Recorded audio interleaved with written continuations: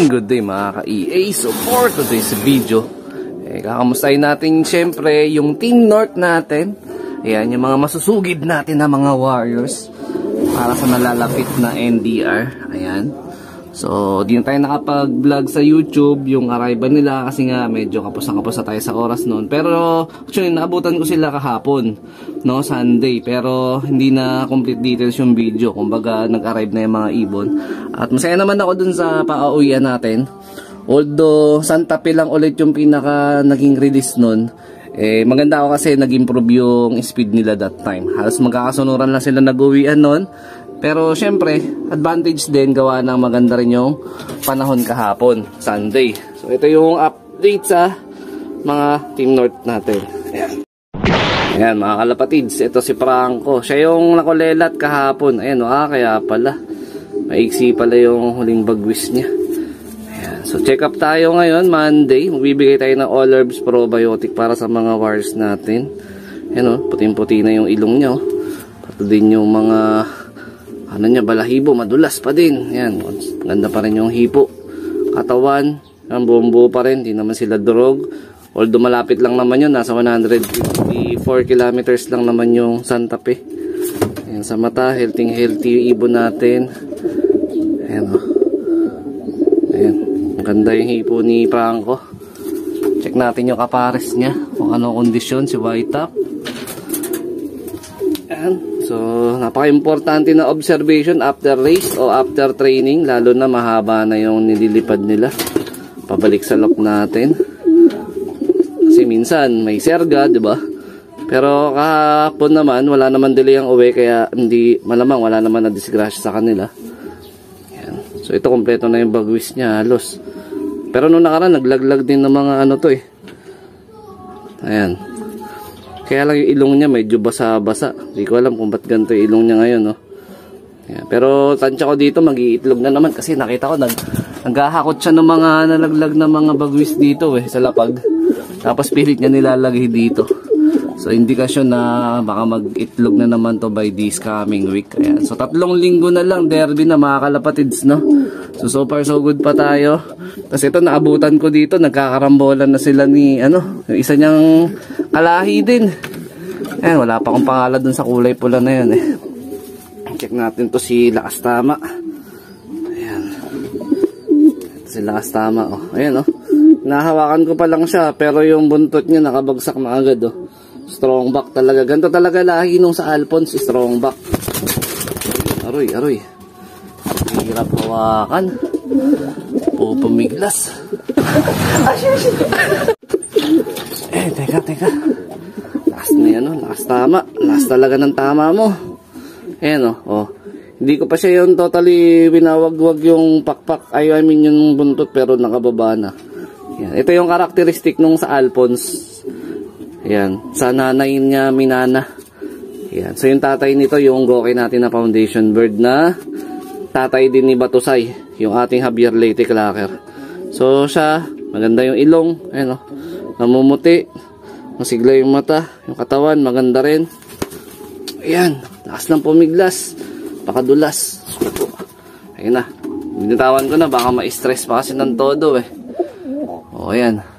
So par, ito yung pinakahuli natin na pinapabatcher. May agsipa yung bagwis. Pero hindi ko na pinapalabas to. Kasi nga baka mamaya madisgrasya pa Baka magpumilit na naman na pumitik. Di naman makabalik pag napagod na lumipad-lipad. Pahabain ko na yung bagwis nito bago natin pakawalan dito sa loop.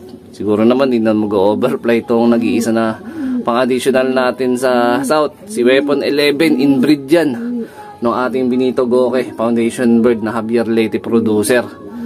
Ayan. Sa huli naman check up natin syempre ito yung maitlog.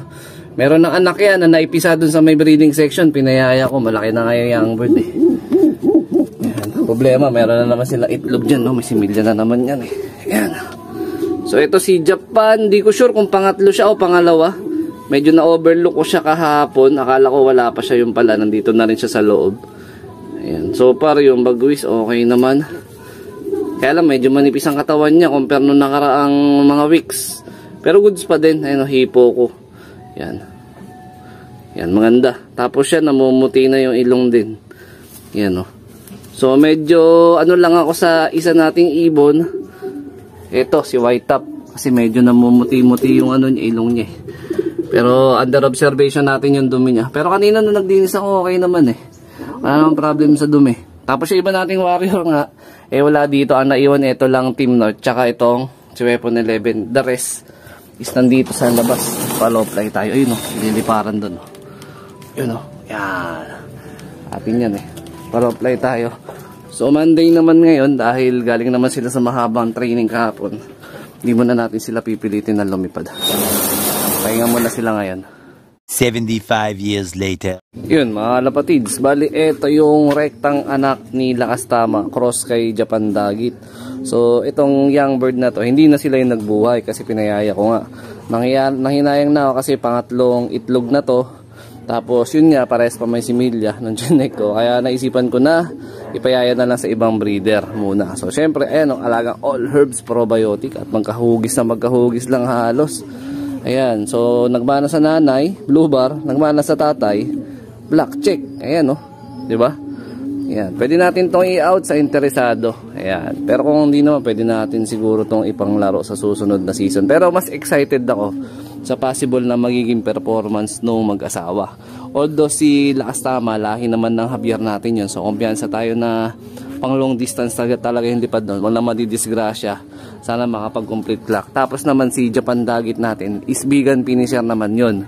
So nalipad ko na yun last season ng NDR. So hanggang vegan nga lang. Ayan. So yun yung race na history ng family nung mag-asawa. So yung dalawang young bird na doon, palalakihin na muna natin. Update time mga ka-EA, time check 7:45 AM. So mag-aalas 8 na at kailangan ko na rin magmadalit mag-asikaso. So ito yung breeding section natin. Meron lang tayong ginawa dito. Dahil yung pulahan ko dito na binibreed ko na mga line, nagka-problema. Pangalawang beses na tinayuan na naman nung magpares. So di ko sure, baka na-stress sa katabi. Baka na ano sila dito na tawag nito. Basta nagugulo, parang ganon. Naobserbahan ko, kakabuga pa lang naman din nung itlog nun at mayroon pang similya. So nanghihinayang ako, pero sana limliman pa. Ayan o, nandito sila ngayon. So nilipat ko muna yung pulahan, yung magnanay inbreed na possible yan. Chinek ko na yung itlog nila, parehas may similya. So yung nandito sa ibabaw na kasama nila, si Batusay ito, cross dun sa Aboyog Leyte na Jersey. Ayan, meron din silang anak dyan. Pero ito, obserbahan ko pa hanggang mamaya or bukas. Pag hindi na talaga nilimliman, baka tanggalin na nating itlog, sayang. So, magpapakain na nga tayo ng mga warrior. Kalahati nito ngayong umaga, kalahati mamayang hapon. Sinanay na yung bahala dun sa... Ayun, no? Huling-huli sa akto. Prangko. Talaga naman. Kaya pala, hindi kondisyon yung asawa mo dahil binabaraw mo ng binabaraw. Ayan. Yung mga ibon natin, yung mga nagrondaan kanina, bababa na rin yan. Ano sila, oh? Dugun-dugun yung ibang ibon natin, eh. 7. Ayan, pasok na agad sila. Pasok na, pasok. Yun, oh. Meron nalipad dun, oh. Hindi sa atin yan. Yun, oh. Pero bumibictory. Ikot ba? Hindi umiikot. Diretso. Mukhang galing training. So, bibigyan natin syempre all herbs probiotic para sa kanila inumin. Kahapon electrolytes yung pansalubong natin. Bitmin Pro. So ngayon, all herbs probiotic. Ayan, no? Naka-ready na yan. Tapos mamayang hapon plain water na lang. So dito ko natatapusin yung video na to. Yan, shout out sa mga solid supporter natin dyan. Syempre huwag kakalimutan mag-like, comment, and share. At mag-subscribe dun sa mga bago pa lang nating viewers. Yan, so ingat mga kalpatids. Keep safe. Mas kumain. Lab talaga.